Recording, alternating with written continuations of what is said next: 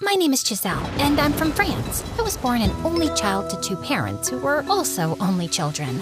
So, imagine how interesting my life must have been.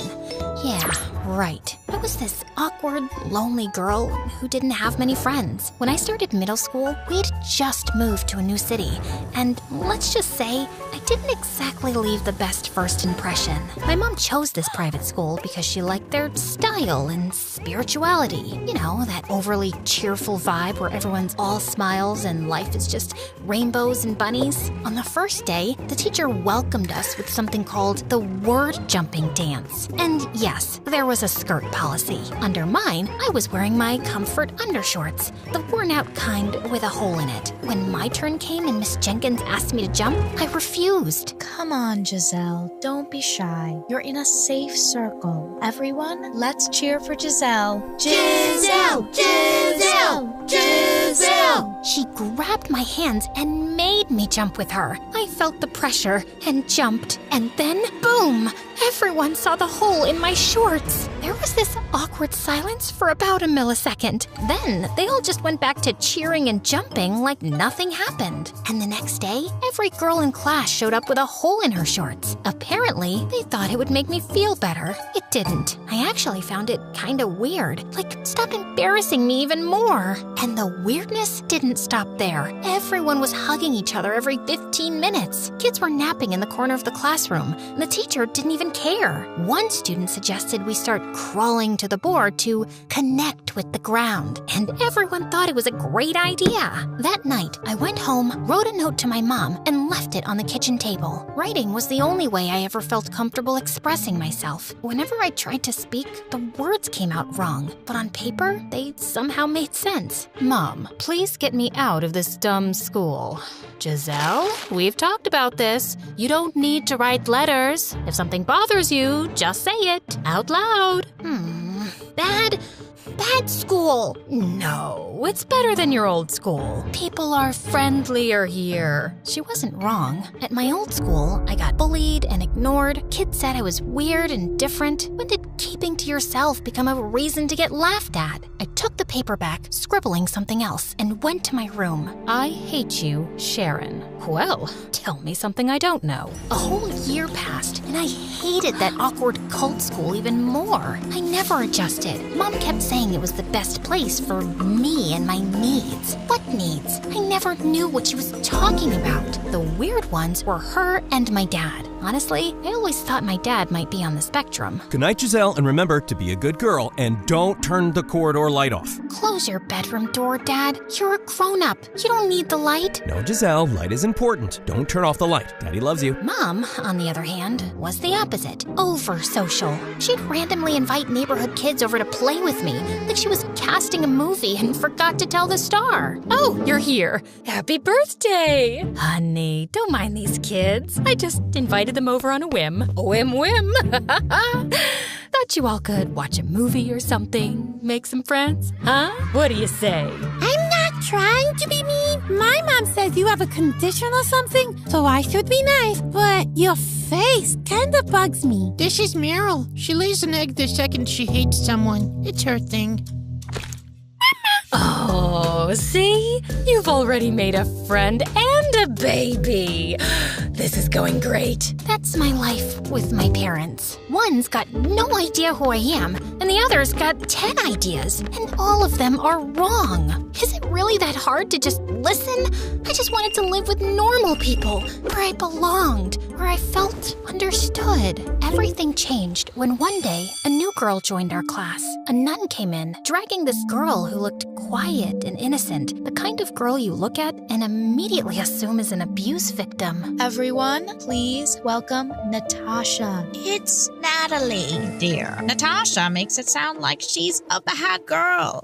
Choose your words wisely, lady. Class, this is Natalie. She's been through a lot. Love her so Jesus loves you. Why? Is that one of the 10 Commandments or something? Everyone laughed, but the nun didn't. She just pursed her lips like she'd witnessed a crime. And then suddenly, Natalie burst into tears. Everyone froze. It was just a light joke. We're more spiritual than religious here, so it wasn't meant to offend anyone. Except Jesus, apparently. The teacher tried to argue, but the nun just sighed, looked disappointed, and handed Natalie over like a damaged package. Natalie sat next to me, looking all sad and destroyed. Normally, I mind my own business, but something about her made me want to say something kind. Hey, welcome.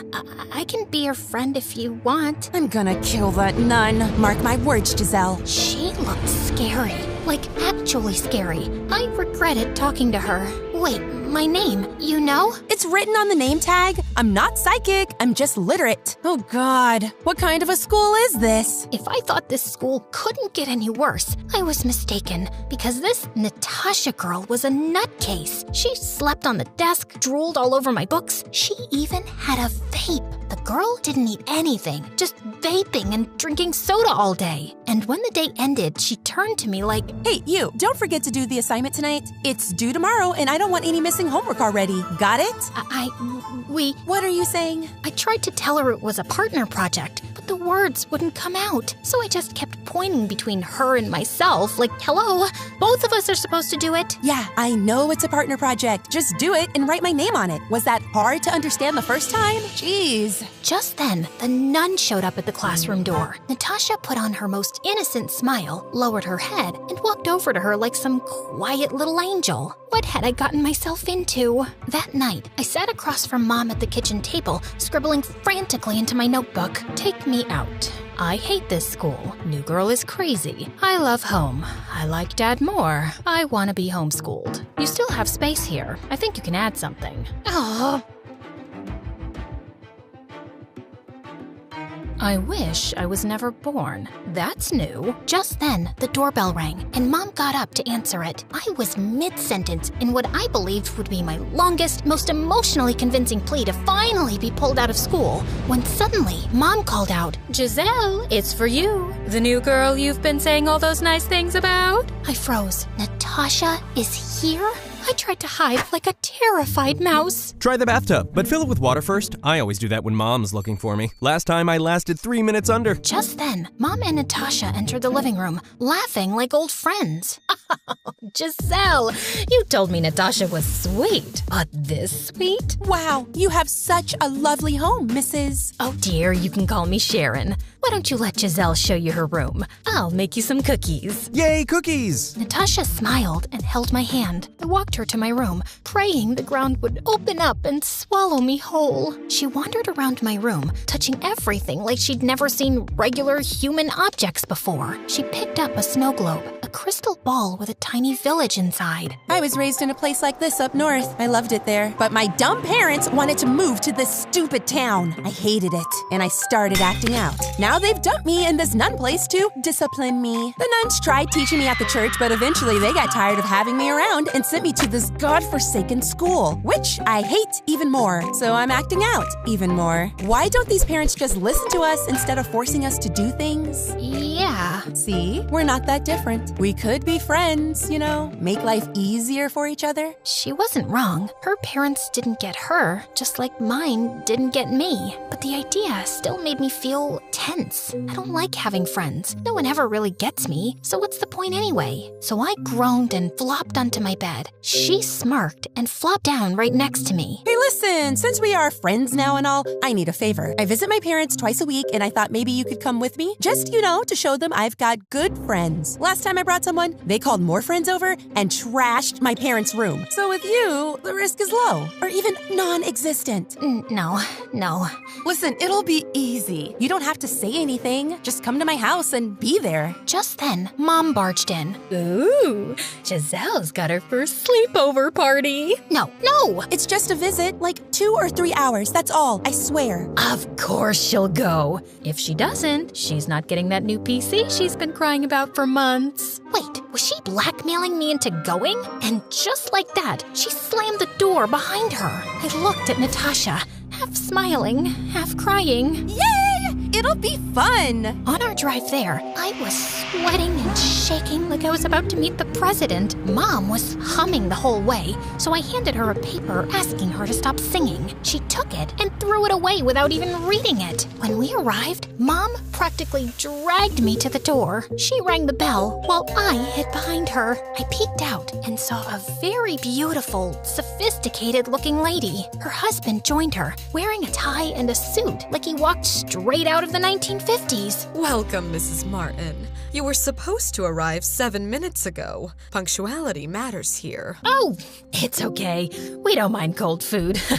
Right, Giselle? We weren't expecting an additional guest. I'm afraid the table is set. You may wait here for Giselle. Mom looked embarrassed, but honestly, what the lady said made sense. You can't just show up uninvited. So I stepped out from behind my mom and entered the house. Natasha's mom gave me a polite smile. I smiled back, waved goodbye to Mom, and closed the door. She's tougher than she looks, but still, maybe go easy on her, okay? She's different in the best way. When I stepped inside, the house was spotless. Everything looked so clean and organized. And the smell? Oh my God, the smell was amazing! Something I never experienced at my house, since Mom's casserole smelled like feet and tasted like pure sadness. Natasha's mom led me to the dining table. I wondered if Natasha would be joining us, but I didn't ask. I got so lost in the food that I completely forgot to check. So, Giselle, are you happy at your school? No. I see. Are you happy with your family?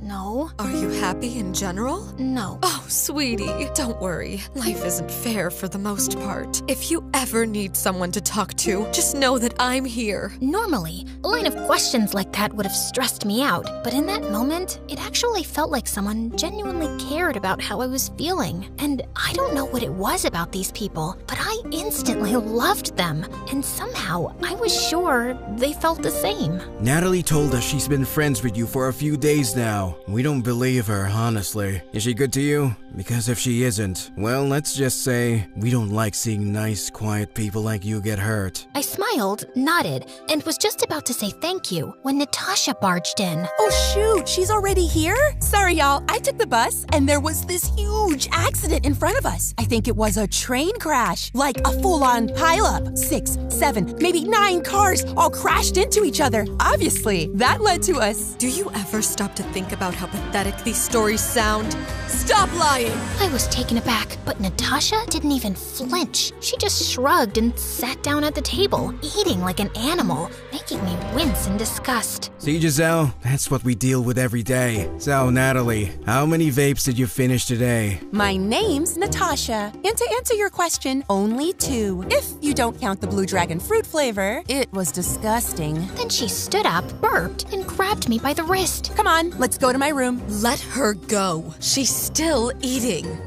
Yeah, let me go. I pulled away and stepped beside her mom. Wow, what did you say to her already? You know what? I'm getting out of here. Enjoy her company. A doctor, maybe. And with that, she stormed off, knocking over a vase on her way out. Her mom sighed, and I gently placed a hand on her shoulder to comfort her. After that day, I found myself visiting Natasha's parents more often, even when Natasha wasn't around. A part of me thought it was because I loved the way her mom kept the house, but I knew it was because Natasha's mom made me feel good about myself. She would talk to me, wait patiently when I took my time to respond, and give me chocolate every time I said more than 2 words. And I loved their discipline, their elegance. No chaos, no drama. I kept thinking about that joke Natasha made when she told her parents to adopt me. Would they ever actually do it? I prayed that they would. My life would be so much better. But Mom hated them. Honey, can you believe that old lady? She's in her 50s, but her face is full of Botox. Ugh.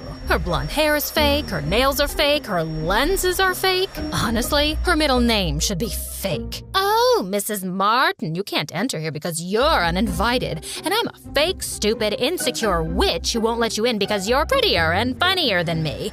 And my husband will choose you over me, and you'll run off to Mozambique and live happily ever after. Annoying! Exactly. Exactly. Thank you. See? I'm sure Giselle thinks the same. 'Cause if I hate someone, my daughter hates them too. Right, Giselle? I just entered the living room and was headed to the door. Oh, honey, where are you going? I didn't answer. I just shrugged my shoulders and walked out. This girl's been going out a lot lately. I bet she goes to the local library. I mean, where else? Natasha's house. Man, when you're quiet, I miss your voice. When you speak, I cringe. Anyway, home was chaotic, and Mom thought my relationship with Natasha had ended after that lunch at home when she'd walked off. But nope, Natasha stayed glued to me and made me do her homework constantly. Yes, she paid me a lot for it, and I loved that money. I was saving every bit to move out when I turned 18. I know I'm not supposed to make you do my homework, but I hate homework. So I'll pay you even more because I'm fair like that. But man, she was always surrounded by people. And she even shoved me into conversations, thinking she was helping me. But it just made my anxiety worse. A new boyfriend every 2 weeks, constant chaos with teachers. It was overwhelming being around her. Did you like and subscribe to MSA? No? Then how do you expect to be friends with us? Giselle watches MSA. That's like level 1 emotional intelligence. Her energy never slowed down, but all that noise eventually clashed with something bigger. Our school usually skipped traditional exams, but there was a national exam that was mandatory from the education board, and an external examiner had to come to conduct it. She was this very thin, sickly lady with jet black hair and long nails. She scanned the room through her tiny glasses. Then, when the clock struck 10, she snapped her fingers. It's 10. Sit. Right. Dot your I's and cross your T's. Some time passed before Miss Jenkins walked in. Is everyone doing okay, y'all? Does anyone need a bathroom break? Excuse me? What do you think you're doing? Don't you know the rules? You're not supposed to be here, so get out. I beg your pardon. You could have said that nicely. Oh, I'm sorry. Where are my manners? Please, get out. Oh my God. Who do you think you are? Oh, are you about to cry? Should I call the ambulance? Shh, shh, shh. Oh my God. Shut up, shut up. Shut up! Shut up! What's wrong with her? Is she even normal? How dare you talk to my friend like that? Natasha lunged at her. Some kids jumped to stop her. Miss Jenkins tried too, but the examiner was faster. She snapped a photo mid-swing and sent it straight to the principal. And Natasha ended up being suspended for 2 weeks. She really thought she could talk to you like that and get away with it? Giselle, you're not abnormal. You're just wired different. And people like her don't know how to handle different. Oh, you didn't see how that witch was crying and batting her eyes at the principal? I bet she's his girlfriend. Why else would she bully us so comfortably? I'm gonna tell his wife. And she did. It caused an entire scandal. Turns out the examiner was the principal's girlfriend, his married girlfriend. Everyone in town was talking about it. They all knew Natasha was the one who exposed him, and she did it all for me. And it was kind of nice having someone stand up for me like that. So I decided I could be a little nicer to her. Wow, look at that boy. So cute. He should join my band. It's called Husband.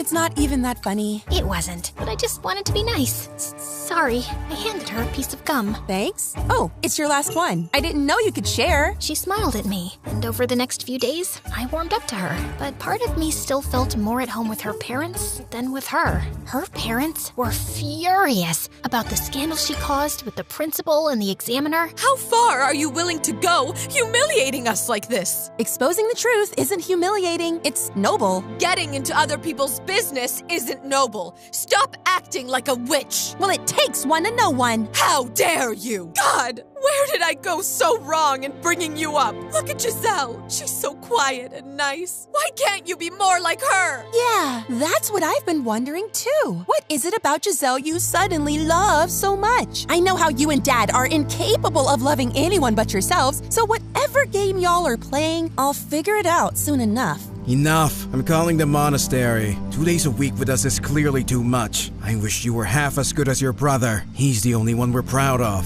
Wait, Natasha had a brother? Where was he? And why didn't she ever mention him? I didn't have much time to think, because as soon as Natasha left, her mom hugged me and started crying softly. Why can't you be our daughter instead? You deserve better parents. And we deserve a better daughter. She She helped me today. By attacking the examiner? I didn't know how to defend her. She always pushed back at adults. Maybe she just hated being told what to do.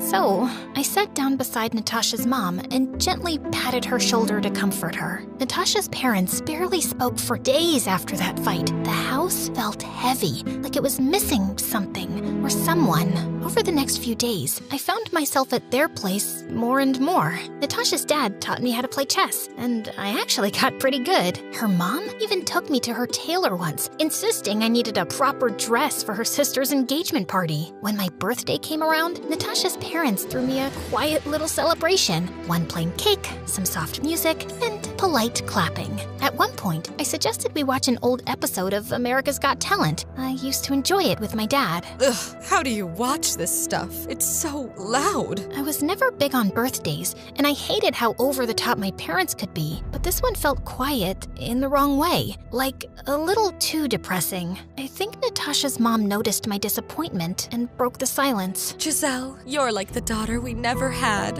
and I'm so glad to have you around. I wish Natasha was more like you. But you know what? I have a son, and he's the best. He's coming over soon. You'll meet him. 2 minutes later, the front door opened, and in walked a tall, handsome boy in his early 20s with hazel eyes and a calm, effortless presence. He even had slits through both eyebrows, the kind that somehow made him hotter. Oh, may I have the honor of knowing your name? She's a little shy. Mother, I appreciate the help, but I'm sure she can speak for herself. He looked at me with those dreamy eyes and gave me an encouraging smile. My name is Giselle. I'm friends with Natalie. I'm 17. I like writing and playing chess with your father. I love it here, especially since my parents are chaotic and dramatic. Here, things are calmer, more stable. Everyone looked impressed. Sebastian nodded and smiled. Well, I can see why my parents adore you. Want to be my girlfriend? I'm joking. He joined us for dinner, and the way he spoke, so calm, so put together, made things feel a little more normal again. After how weird and intense Natasha's parents had started acting, he was like a reset button. I wasn't sure if I was happy, but with him here, things didn't feel so off. One night, I got home late from Natasha's house and headed straight to my room. But the second I walked in, I froze. I heard movement. Then, Relax, it's me. she had snuck in through the window. I heard my parents talking. They're sending me to live with my aunt in Switzerland. I hate her, but maybe it's better than staying with two people who clearly prefer my best friend over me.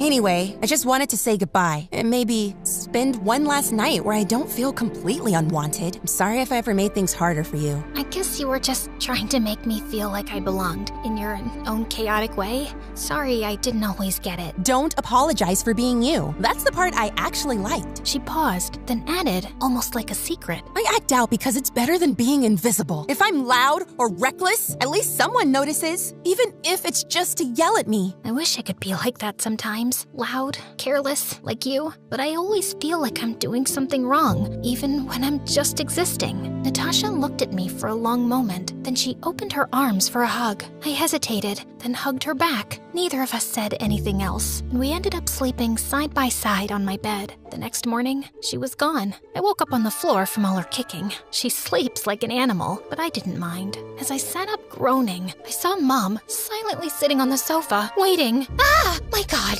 I know what you're up to lately, and I want it to stop. And if it doesn't, you'll regret not listening to me. She turned and walked away, but tripped over the edge of the carpet and fell face first. I chuckled. She stood up, brushed herself off, and added, I know who slept in your bed last night, and I don't want you involved with that family at all. And with that, she walked out. I didn't take any of what she said seriously. I was too caught up thinking about Natasha and how unfair her parents were to her. But deep down, something in me started to shift. Maybe it was time to pull back a little and figure out what I actually wanted from all this. But first, I needed to visit them one more time. I needed to bring up Natasha, maybe convince her parents to let her stay. So I grabbed a pen, scribbled something on a piece of paper, and handed it to Natasha's mom. She frowned. Why are you writing this down? That's kind of weird. I froze, caught off guard, but Sebastian stepped in almost immediately. Mother, some people do that. Be nice. I was just asking. Sometimes you ask too much. Well, I'm sorry, but... Don't apologize to me. Apologize to Giselle. It's okay. Okay, really. Sebastian sighed and turned toward his mom, about to say more, when suddenly the doorbell rang. Police department, we need you to open the door. The police? For a split second, Sebastian looked genuinely freaked out, but then he quickly composed himself. His dad opened the door. Standing outside were 2 police officers and my mom. Mom? What? Mr. and Mrs. Bruno, you are required to return Mrs. Martin's daughter immediately. You are also prohibited from contacting or approaching Giselle again. She couldn't just call like a normal civilized person? Oh, please. You act so high and mighty. I've waved to you, what, like a dozen times? Grocery store, mailbox, even outside church once. You looked right through me like I don't even exist. Then come here. You know where we live. Don't listen to her, officer. I did come here so many times, but they never opened the door, even though I know they saw me through their miserable little doorbell camera. You snobby brats think you're better than everyone else. By now, a few neighbors had gathered, watching the entire scene unfold. This is humiliating and completely unacceptable. Well, I'm sorry, Mr. and Mrs. Bruno. Don't apologize to them. Since when do you even apologize to anyone? And verbally? I was so embarrassed, my face turned tomato red. But I didn't say anything. I just walked out. As I passed the door, Sebastian slipped me a folded piece of paper, so discreet, no one even noticed. At school, we learned that Natasha had been transferred to a boarding school, and even though she was loud and annoying, I'd started to love having her around. Her absence made everything a little quieter and a lot emptier. For the coming days, I didn't talk to Mom, verbally or on paper. It wasn't about the Brunos anymore. It was about her, the way she handled my issues, the way she always managed to embarrass me, even when she thought she was helping. And thanks to her meddling, I hadn't even been able to persuade Natasha's parents to let her stay. Dinners at home were always awkward, but I was having an even harder time getting through it one evening, especially since Mom had made her nauseating tuna and blue cheese casserole. God, the smell made me gag, but Dad was gulping it down like he hadn't eaten in days. David, I keep telling you, take your socks off. You can't wear them 24/7. No, don't touch my socks, Sharon. Look, sometimes I wear glasses, sometimes contacts. You, sometimes socks, sometimes sandals. You gotta mix it up now and then. No, don't touch my socks, Sharon. You'll regret it. Oh, please, the smell is killing me. It's the food that smells, Sharon. Excuse me? Why do you keep making this when you know I hate it? Don't act shocked like it's the first time you've ever heard me say that. I just wish you could understand me better. We do. I try to make things easier for you. Why easier? I might be awkward, but I'm not broken. If you actually heard me or read any of my notes, you'd know that. But no, let's just tiptoe around Giselle like she's some fragile thing, like there's something wrong with her. How can I ever get better if you never treated me like a normal kid to begin with? I pushed back my chair and stormed off. Hey, Sharon, when you sleep in your contacts, do you see your dreams more clearly? Lord, what did I ever do to you? That night, I was lying in bed with my headphones on when someone knocked on the door. I rolled over, ignoring it. Giselle? I sat up. He looked genuinely sad. You being sad makes me sad. Don't worry about me, Dad. I love you. Maybe this'll cheer you up. He held out a handful of random cards, his weird little collection. Been collecting these for years. I'll give you one to make you feel better. You don't have to. I'll give you one I hate. Okay, thanks, Dad. He handed me a card. It read, "Slit eyebrows," with a phone number under it. Found it wedged between the back seat cushions. Didn't tell Sharon. Shh. She'd just toss it out. Oh my God, it was the card Sebastian gave me. I'd completely forgotten about it, and it must have slipped from my pocket in Mom's car. Thank you, Dad. No, just don't cry. I love you. You know that?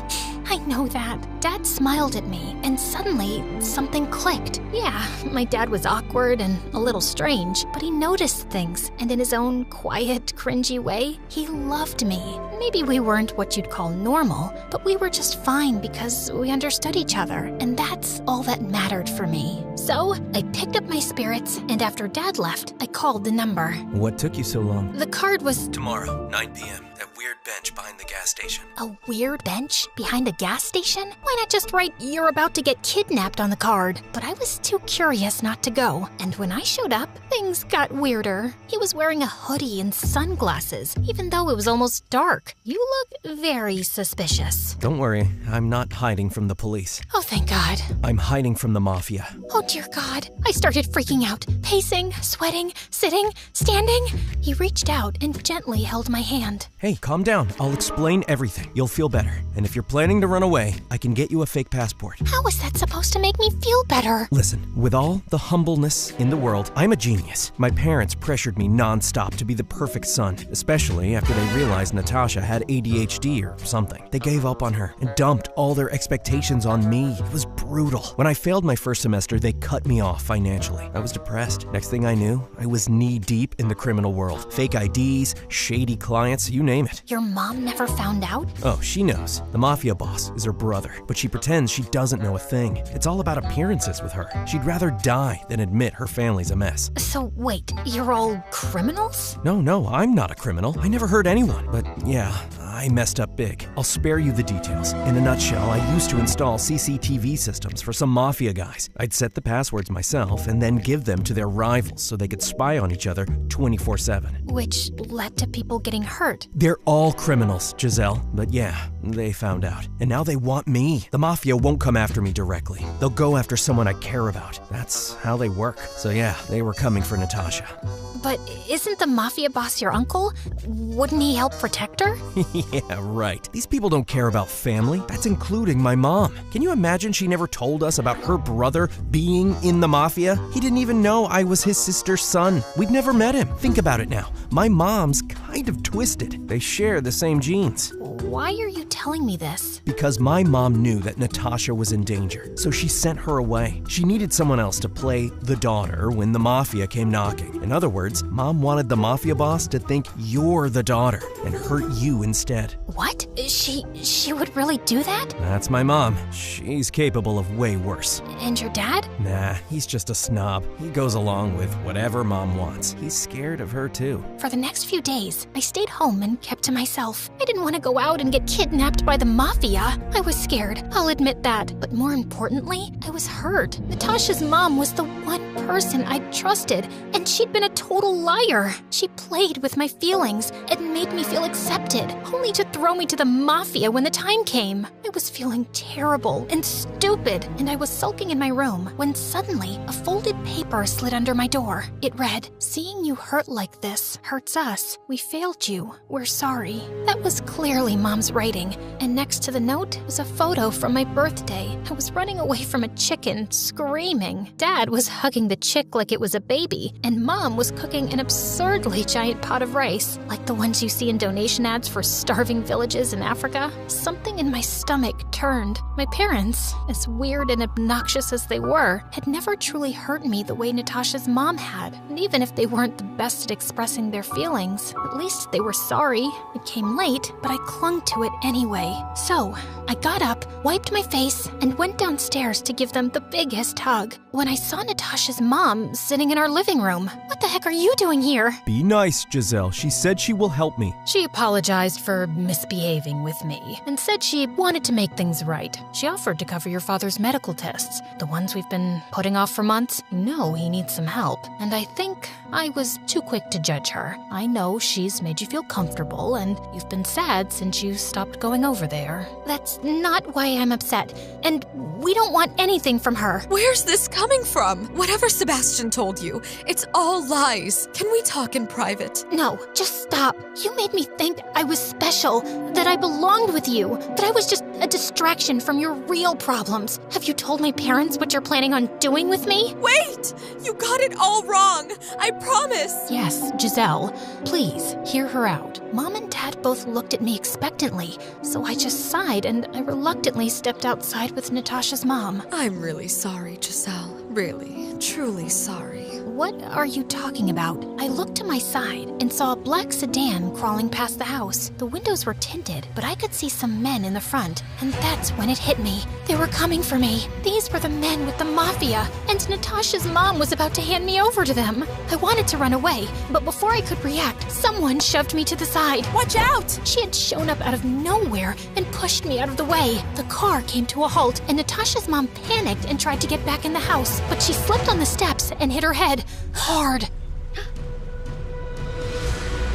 Everything became chaos. My parents ran outside and dragged all of us in. The black sedan sped off, and right after that, the ambulance showed up. Natasha must have called them at some point. We were just getting in along with her mom when suddenly Sebastian showed up. He looked at Natasha, his voice steady but rough around the edges. You okay? Natasha, I'm done hiding. I'll fix what I broke and make sure they can't touch you. I know, and thank you for telling me the truth about what Mom was planning. She's incredibly selfish, so her unreasonable love for Giselle just didn't sit right with me. Thank God I got here when I did. No way I was gonna let her hurt the people I love, especially you, Giselle. Maybe our lives begin now, without all the lies, just with people who actually show up. Natasha hugged me, and I hugged her back, but no more homework under my name. If we're friends, we act like it. Natasha nodded as the two of us climbed into the ambulance. I held onto her tightly as we reached the hospital, and the doctors declared that her mom was in a coma, and no one knew if or when she'd wake up. That day, something in all of us changed, and I finally understood something I'd been avoiding my whole life. You can't wait for people to read your mind. If you want to be understood, you have to speak up. I still keep paper in my pocket, but now it's for grocery lists. When I need something real, I use my voice.